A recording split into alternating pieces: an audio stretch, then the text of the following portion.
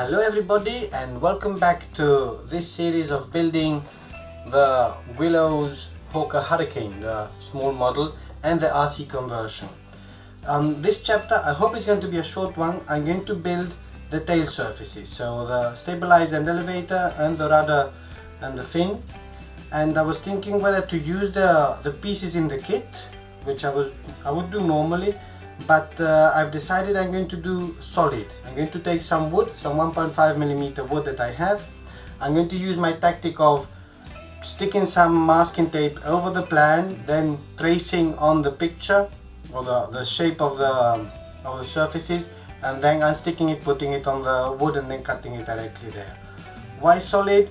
I've never done it, and it might be easier on the one hand, and I think it should be enough. It should have enough resistance also in case there are some crashes, which I'm sure there will. And then I'm also maybe saving then the pieces for whenever I do the rubber powered model, which I also plan on doing. I'm not sure then if I do make it, if I'll then also make some holes maybe for weight. I'll see about that. It will also allow me to do the shape of the counterweights that it has here. You can't see it, but it has some counterweights of the surfaces, so it would be more realistic if I managed to do it like that. If I use the kit, I could throw it on, but it's not going to be shifting, so I'm going to try to get that kind of the real shape.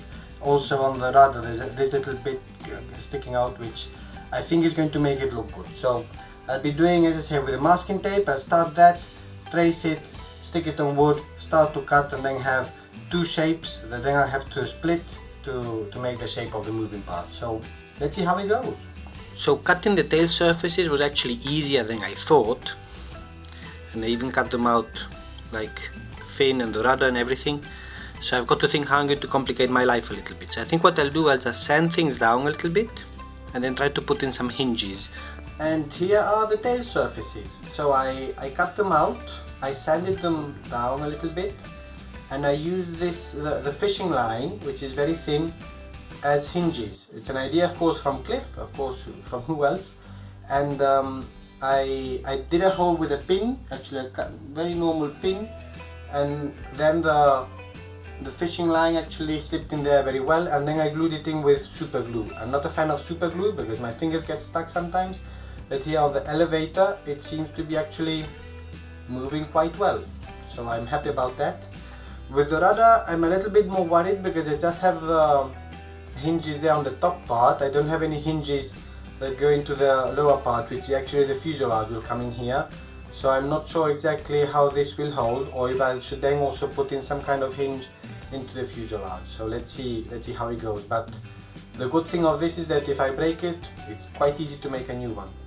Another thing that is missing, the element that is missing, is then the control horns, and I'm not going to put those yet until I know with more accuracy how wide the fuselage is going to be in the back. I'm sure it's not going to be very wide, but I want to make sure that I have that aligned as much as possible. And I did try to make some horn from an old credit card, but the horns are quite cheap, so I'll probably use the plastic ones that I think I do have a couple of spares still. So that's actually the tail surfaces. As I say, much easier than I thought, solid ones. I hope the weight does not affect me too much, but that's it. So then the next step is going to be you're going to start to get interesting with the fuselage, laying down one side of the fuselage and not closing it because the electronics are going to have to go in, and that's where it gets a bit more tricky. Anyhow, thank you everybody for watching and for following along, and I'll see you next time.